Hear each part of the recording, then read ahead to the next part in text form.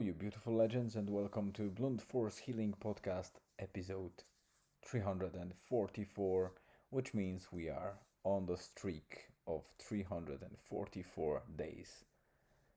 Every single day, a blog post and a podcast episode. On top of that, uh, some of you know that we started sometime later doing those video episodes. I'm not sure if you're listening on Spotify or Apple Podcasts, maybe Google Podcast, I don't know, but if you're watching me on Spotify video or YouTube video, then obviously this was not the case. Those episodes in video format have been recorded much shorter than the whole project, which started 344 days ago. This video update is number 122.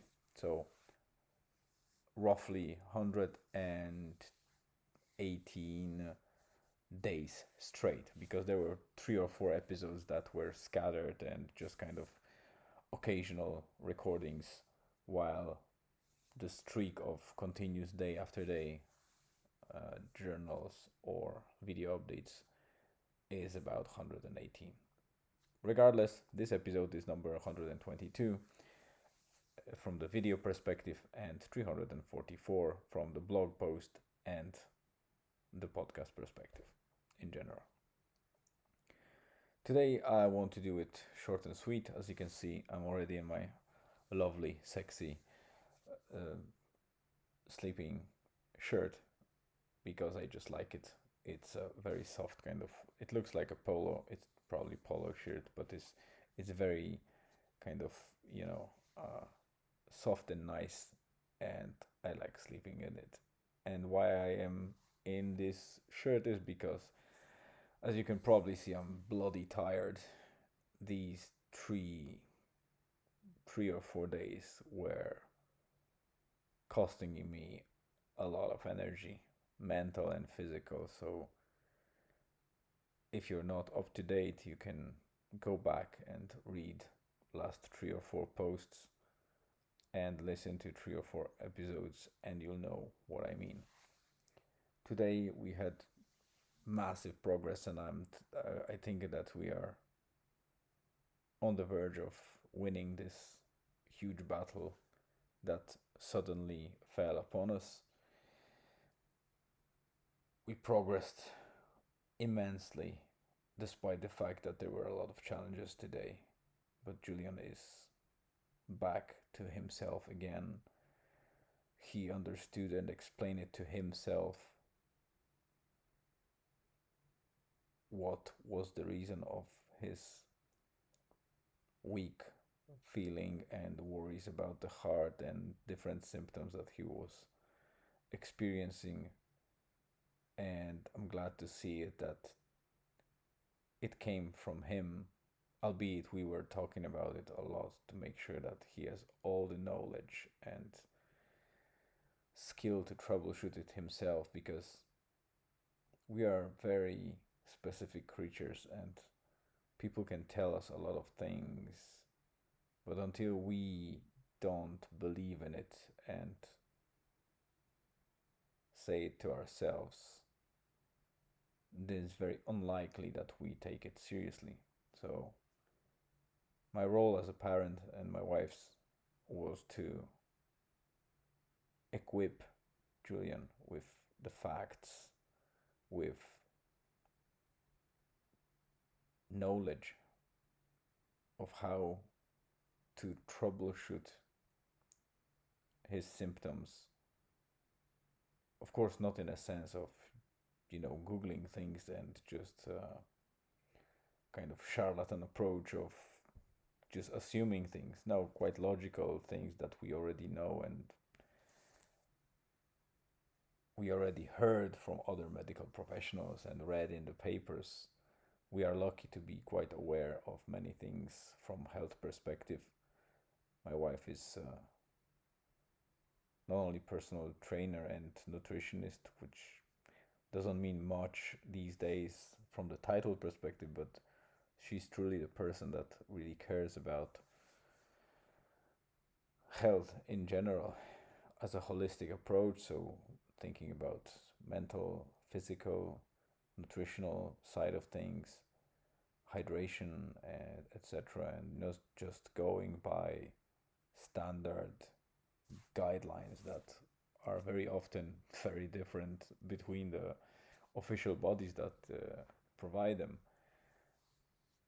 She approaches things individually and trains people individually, so it's always almost guaranteed to success, because if you approach person individually, then you work on them and they work on themselves rather than just try to align with some template.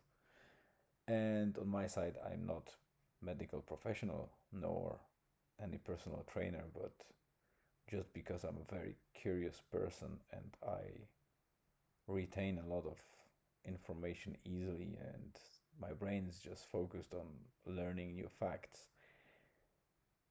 that is a good combination to, you know, supplement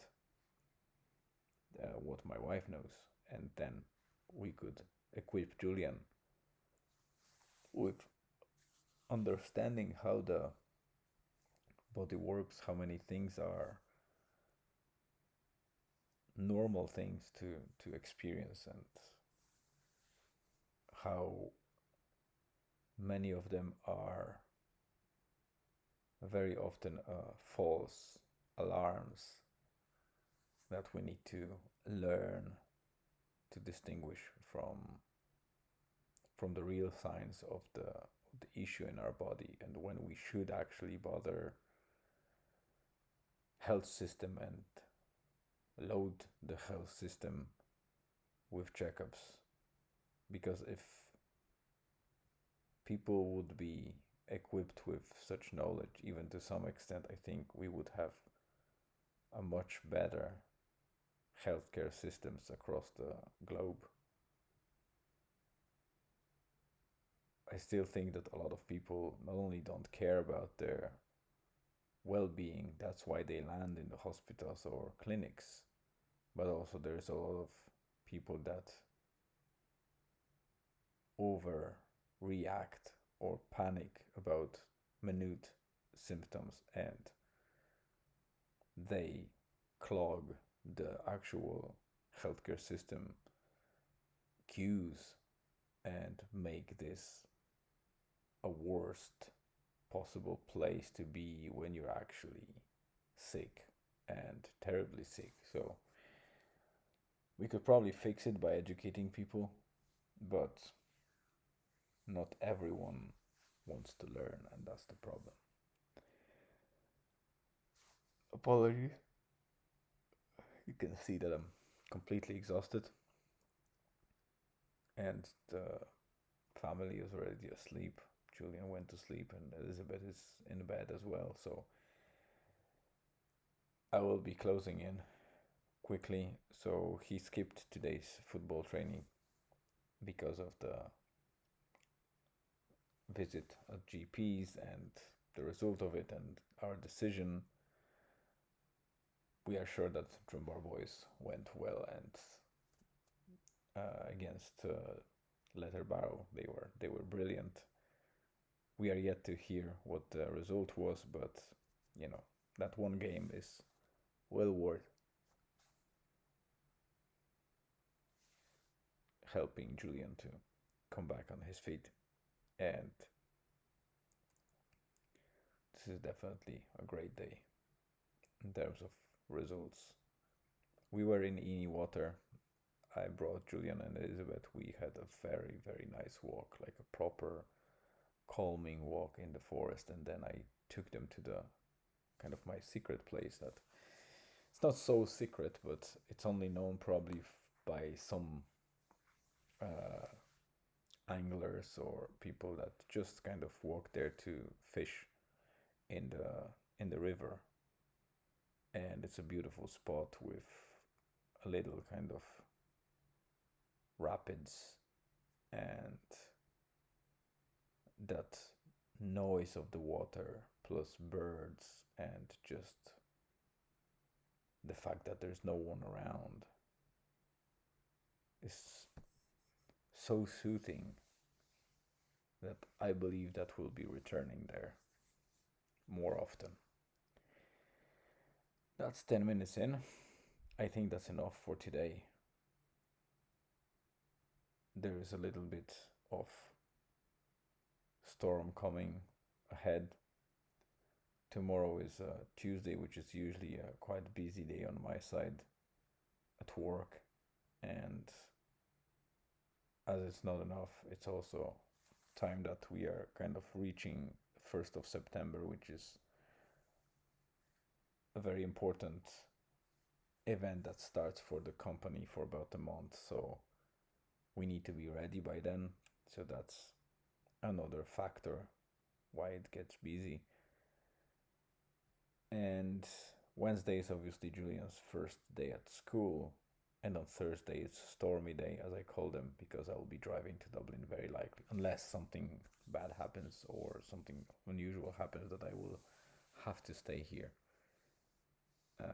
and not drive to Dublin. But other than that, I expect Thursday to be sorry, one of those challenging days to write and record. And maybe Friday or Saturday, I want to take Julian and we might visit Mont Charles petting zoo. Well, it's not a petting zoo per se, it's a cafe that is in possession of a very nice collection of animals as part of their farm, and they're not like the zoo or whatever. They just love those animals, and many of them have been adopted by them because they were either hurt or kind of left alone, and they turned it into an attraction a little bit when families come to have a coffee and a treat. Then there is also possibility to kind of see those animals, and with some of them you can spend time and actually take them or kind of pet them a little bit, which is great. And I think that would be beneficial for Julian to kind of get that animals feeling, because he loves animals, and he's still kind of waiting for that dog that I promised him some time ago. So we are yet to complete that. That's it for today. And the last update is, as you can see, there is a progress on shaving. Although my head is still, I look like a bloody Einstein after a very stressful time. Very short hair, but still all over the shop and with every direction. But I was able to shave at least my face, and that felt good. So I'll probably shave my head tomorrow or the day after, and we'll see. On the mushroom side, I'm not sure actually how many of you care, or is it interest for many of you, but it's quite dry, not in terms of weather, although it wasn't raining today, but it seems like there is some hiatus and that stagnation for a moment. There are mushrooms, they are popping by here and there, but these are species that probably are late to the game. When we were at the river, I found 2 or 3 patches of very nice chanterelles, so I'll probably go back there maybe tomorrow if I find some time and collect them, because I dried all the mushrooms so far, and chanterelles are always good because they don't rot too fast, and they're a nice addition to any kind of scrambled eggs, or just on their own. So that's it. Oh, there will be actually, I think I will put some material about a very specific mushroom that grows on birches, and specifically on dying or dead birch trees. It shows a lot of promise in the recent research around cancer, and there are many cases of cancer survivors because of that mushroom, but they have no scientific evidence. So there's some people in scientific community working on finding evidence that this mushroom can actually help in fighting cancer, and there's a lot of promising things already revealed, specific substances that might really be antagonists to cancer cells or things like that. So I'll tell you a little bit about this mushroom. I have two specimens that we brought from INI today, so I'll show you those mushrooms tomorrow, and I might be even able to show you how to prepare them if you find them.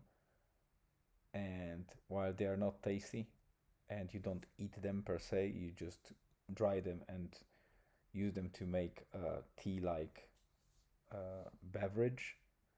If you add honey, it kind of kills a little bit of that bitterness, and people drinking it see a lot of health benefits. So stay tuned. I'll definitely will talk to you about birch polypore. You can search that up. You will find a lot of materials around it. Birch polypore is a very interesting mushroom, only growing on birch trees, and it brought a lot of attention of the scientific community recently, aside of chaga and lion's mane and similar that are already well known. 17 minutes in. Thank you very much for watching, listening, and reading the blog. Remember, the blog is complementary to the episode. It's always slightly different, one from the other, so they work well together. And if you go to the blog, you can read it and then watch the episode in the blog and then read the rest as a one place instead of kind of switching between YouTube and blog and whatever you're listening to. So have a great rest of the day, afternoon or evening, wherever you are, and stay tuned. See you tomorrow.